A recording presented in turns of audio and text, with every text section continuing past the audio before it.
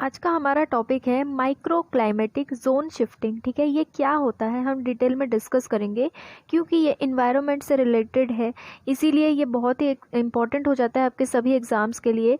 ठीक है, तो अभी अभी ये न्यूज़ में आया था, इसीलिए हम इसको डिटेल में डिस्कस करने वाले हैं। तो हिंदी और इंग्लिश दोनों ही लैंग्वेज में हम इसको डिस्कस करेंगे। तो चलिए स्टार्ट करते हैं। पहले तो देखो करंट न्यूज़ में क्या था। पहली बार इंडिया में जो एक्सट्रीम वेदर इवेंट्स होते हैं ना, एक्सट्रीम वेदर इवेंट्स में आगे आपको बताऊंगी क्या होता है। एक्सट्रीम वेदर इवेंट हॉटस्पॉट्स को भारत में मैप किया गया है। ठीक है, तो इसको जो है CEEW के द्वारा, CEEW का फुल फॉर्म है council on energy environment and water. देखो ये एक थिंक टैंक है, ठीक है, जो कि रिसर्च और एनालिसिस करती है एनर्जी, इन्वायरमेंट, इन सारे क्षेत्रों में। ठीक है ना, तो इन्होंने ही एक पब्लिश किया है, स्टडी किया था इन्होंने, preparing India for climate events, इसको पब्लिश किया है अभी अभी। इसमें इन्होंने काफ़ी सारी चीज़ें बताई है इंडिया में जो वेदर इवेंट्स होते हैं, एक्सट्रीम वेदर इवेंट्स होते हैं, इसके बारे में। इसीलिए अभी ये न्यूज़ में चल रहा है क्योंकि इंपॉर्टेंट हो जाता है आपके इन्वायरमेंट सब्जेक्ट के लिए। ठीक है, तो चलो देखते हैं इसमें क्या क्या बताया है। हम माइक्रो क्लाइमेटिक जोन शिफ्टिंग क्या होती है वो आगे देखेंगे, बट इस स्टडी में क्या क्या बताया गया है वो देखो। 75% जो डिस्ट्रिक्ट्स हैं हमारे भारत में, जिसमें 63.8 करोड़ लोग रहते हैं, वो एक्सट्रीम हॉट स्पॉट्स हो गए हैं। ठीक है, एक्सट्रीम क्लाइमेट इवेंट्स के हॉट स्पॉट हो गए हैं। एक्सट्रीम क्लाइमेट इवेंट्स क्या होते हैं? साइक्लोन हो गया, ठीक है, फ्लड हो गया, फ्लड मतलब बाढ़, ठीक है, ड्रॉट हो गया, ड्रॉट मतलब सूखा पड़ना, ठीक है, हीट हो गया, गर्मी, कोल्ड वेव्स, बिल्कुल ठंडी हवाएं। ठीक है, ये एक्सट्रीम, ये जब बहुत ज़्यादा बढ़ जाती है ना, तो इसको एक्सट्रीम क्लाइमेट इवेंट्स कहते हैं। ठीक है, तो ऐसे 75 डिस्ट्रिक्ट्स हमारे भारत में हैं जहाँ पर 63.8 करोड़ लोग रहते हैं। वो जगहें एक्सट्रीम क्लाइमेट इवेंट्स के अंदर आती है।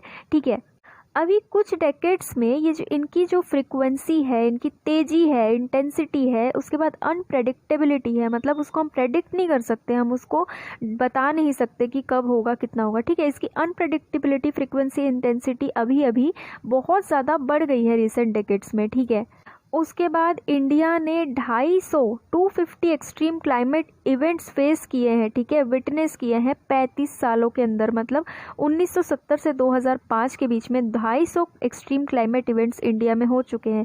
मैंने आपको अभी बताया एक्सट्रीम क्लाइमेट इवेंट्स में क्या क्या आता है, cyclone, flood, drought, heat and cold waves. ठीक है, उसके बाद 2005 से अभी 2020 चल रहा है, इन 15 सालों में 310 ऐसे वेदर इवेंट्स हो चुके हैं, मतलब 15 सालों में ही 310 इवेंट्स हो चुके हैं।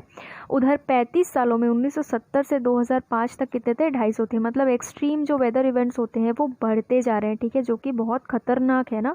CEEW की स्टडी में ये भी बताया गया है कि पिछले 5 सालों में, लास्ट 50 ईयर्स में, जो फ्लड इवेंट्स की फ्रिक्वेंसी है, ठीक है ना, जो बाढ़ आने की जो गति है, वो 8 गुना बढ़ गई है। समझ रहे हो ना, 8 टाइम्स बढ़ गई है। उसके बाद फ्लड की वजह से जो इवेंट्स होते हैं, जैसे कि लैंडस्लाइड होता है, देखो जहाँ बाढ़ आता है ना, वहाँ कई सारी चीज़ें होती है, जैसे लैंडस्लाइड होता है, फिर हेवी रेनफॉल, बाढ़ आता है वहाँ पर। क्यों बाढ़ आता है भाई? बहुत ज़्यादा बारिश होती है तभी तो बाढ़ आता है ना। तो हेवी रेनफॉल, हेल स्टॉर्म, बर्फ़ गिरना, बड़े बड़े बर्फ़ गिरना। ठीक है, थंडर स्टॉर्म होता है, बिजली कड़कती है बहुत तेज़ तेज़। फिर क्लाउड बर्स्ट, क्लाउड बर्स्ट का आपको मैं एग्जांपल एक दे दूँ, वो जो केदारनाथ में हुआ था, आप सबको याद होगा, बादल फटा था। ठीक है, तो उससे कितनी ज़्यादा तबाही मची थी, आप सबको पता है। तो वो भी एक फ्लड के टाइम पे ही हुआ था। ठीक है ना, फ्लड आया था उस टाइम पे भी।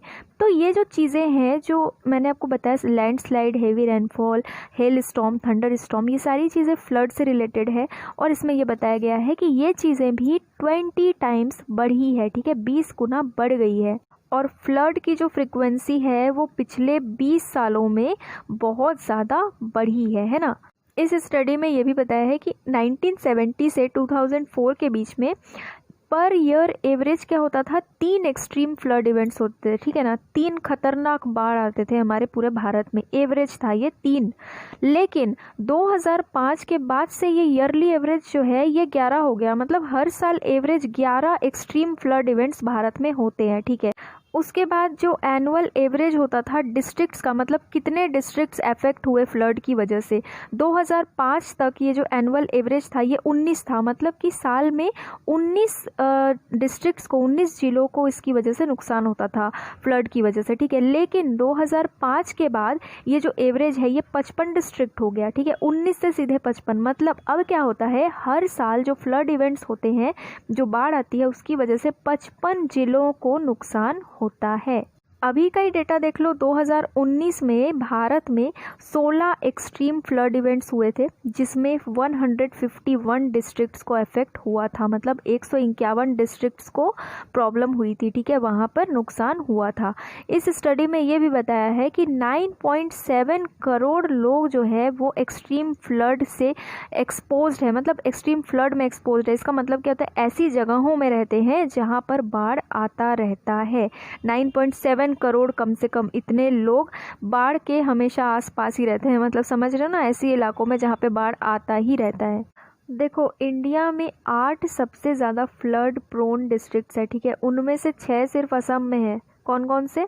बरपेटा, डेरंग, धेमाजी, गोलपारा, गोलाघाट, ठीक है, ये 6 जो डिस्ट्रिक्ट्स हैं, 8 बताया मैंने, 8 सबसे ज़्यादा फ्लड प्रोन डिस्ट्रिक्ट्स हैं, उनमें से 6 तो असम में ही है, ठीक है। CEEW एनालिसिस ने ये इंडिकेट किया है कि रेनी डेज के नंबर जो है मॉनसून में वो कम हो गए हैं। मतलब इसका मतलब क्या होता है कि देखो, बारिश का जो मौसम होता है उस टाइम पे रेनी डेज कम हो गए हैं, लेकिन एक दिन में बहुत ज़्यादा बारिश होने लगी है। मतलब क्या है, हर दिन जो बारिश होती है ना, वो चीज़ कम होके डेज कम हो गए, लेकिन एक दिन में उतनी बारिश एक साथ हो जाती है। समझ रहे हो ना? अगर हर दिन बारिश होती है तो उसका इफेक्ट कुछ और होता है, ठीक है, थोड़ी थोड़ी बारिश हर दिन होती रहती है, लेकिन पूरी मात्रा की जो बारिश है वो अगर एक ही दिन में हो गई तो सोचो, उससे तो फ्लड आएगा ही ना।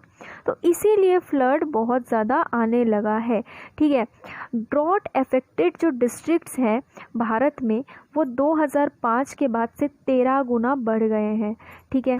अब देखो, माइक्रो क्लाइमेटिक जोन शिफ्टिंग क्या होती है, ठीक है। माइक्रो क्लाइमेटिक जोन्स और areas where the weather is different from surrounding areas are shifting across various districts of India. मतलब क्या है, जैसे मान लो एक बहुत बड़ी सी जगह है, ठीक है, मान लो एक शहर है, उस शहर में इस गली का वेदर अलग है, इस गली में मुझे ज़्यादा गर्मी लग रही है, उस गली में मुझे कम गर्मी लग रही है, इस गली में मुझे बहुत तेज़ ठंड लग रही है। मतलब जगह इतनी बड़ी, उस जगह के अंदर अलग अलग जो छोटे छोटे जगह हैं वहाँ पर जो है क्लाइमेट अलग अलग है, ठीक है। पूरे शहर का क्लाइमेट अलग है और उस छोटे छोटे जगह का क्लाइमेट अलग ही है। मतलब सराउंडिंग से अलग जब किसी एक जगह का क्लाइमेट हो जाता है तो उसको कहते हैं माइक्रो क्लाइमेट, ठीक है। और माइक्रो क्लाइमेटिक जोन्स के शिफ्ट होने से बहुत ज़्यादा डिसरप्शन हो सकता है, ठीक है। मतलब ये जो माइक्रो क्लाइमेट है ना, ये इस जगह में अलग क्लाइमेट है, थोड़ा आगे जाओ तो वहाँ पे अलग ही गर्मी लग रही है, वहाँ से थोड़ा आगे जाओ तो वहाँ ठंड लग रही है। ये जो शिफ्टिंग अगर होने लगी इसकी, तो सीवियर डिसरप्शंस हो जाएंगे, ठीक है ना। एग्रीकल्चरल प्रोडक्टिविटी जो है वो 15 से 20% कम हो जाएगी। ये CEEW ने अपनी स्टडी में सीधा सीधा कह दिया है। अच्छा, ऐसा होता क्यों है, कि क्यों ऐसा हो रहा है, माइक्रो क्लाइमेट रीजन्स क्यों बनते जा रहे हैं? क्योंकि इस स्टडी में ये बताया गया है कि लैंड यूज़ के जो पैटर्न्स है ना, वो बहुत ही ज़्यादा इसमें प्रभाव डाल रहे हैं। मतलब जो लैंड का जो यूज़ कर रहे हैं ना आजकल जिस तरीके से, वो जो पैटर्न्स है उसकी वजह से भी हमारे क्लाइमेट में बहुत ज़्यादा इफेक्ट देखने को मिल रहा है। उसके बाद वेट लैंड डिसअपेयर होते जा रहे हैं, ख़त्म होते जा रहे हैं, लुप्त होते जा रहे हैं, ठीक है। वेट लैंड लुप्त होते जा रहे हैं, नेचुरल इकोसिस्टम लुप्त होते जा रहे हैं। उसके बाद अर्बन हीट आइलैंड्स बनते जा रहे हैं, और ये जो अर्बन हीट आइलैंड होते हैं ना, ये हीट को ट्रैप कर लेते हैं, हीट को खींच लेते हैं, ठीक है, लोकली। उसके बाद जो ट्रेडिशनली फ्लड प्रोन डिस्ट्रिक्ट्स हैं, जैसे कि कटक का है उड़ीसा में, गुंटूर, कुर्नूल, श्रीकुलम ये आंध्र प्रदेश में है, महबूब नगर, ये नालगोंडा, ठीक है, महबूब नगर नालगोंडा ये दोनों ही तेलंगाना में है, पश्चिम चंपारण ये बिहार में है। ये सारे ड्रॉट प्रोन एरियाज़ हैं। ड्रॉट प्रोन मतलब मैंने अभी आपको बताया था ना फ्लड प्रोन एरियाज़ जहाँ पे बाढ़ बहुत ज़्यादा आती है। उसी तरह से ये जो जगह मैंने आपको बताई ये ड्रॉट प्रोन एरियाज़ है जहाँ पर सूखा बहुत ज़्यादा पड़ता है, ठीक है। तो ये तो मैंने आपको कुछ डिस्ट्रिक्ट्स के नाम बताए हैं, लेकिन माइक्रो क्लाइमेटिक जोन शिफ्टिंग की वजह से बहुत ज़्यादा डिज़ास्टर जैसा माहौल बन सकता है आगे चल के, ठीक है ना। तो वेटलैंड वगैरह जो डिसअपेयर हो रहे हैं ये नहीं होना चाहिए, इस चीज़ में हमको बहुत ज़्यादा ध्यान देना चाहिए। फॉरेस्ट कवर जितना हो सके हमें बढ़ाना चाहिए, डिफॉरेस्टेशन नहीं करना चाहिए, कुछ ऐसी चीज़ों को ध्यान में रखना चाहिए ताकि हमारा जो क्लाइमेट है वो बिल्कुल संतुलन बना के हमारे साथ चलता रहे, ठीक है। तो हमने आज के टॉपिक में सब कुछ डिस्कस कर लिया है, यही था हमारा आज का टॉपिक। अगर आपको कोई डाउट या कन्फ्यूजन हो तो आप मुझे कमेंट में पूछ सकते हैं। और जितना भी डेटा मैंने इसमें आपको बताया है, जितने डिस्ट्रिक्ट बताए हैं, जितने परसेंटेज बताए, सब आप नोट कर लेना, क्योंकि आप मेंस में इसके आंसर राइटिंग में बहुत ज़्यादा काम में ला सकते हो, ठीक है। Thank you.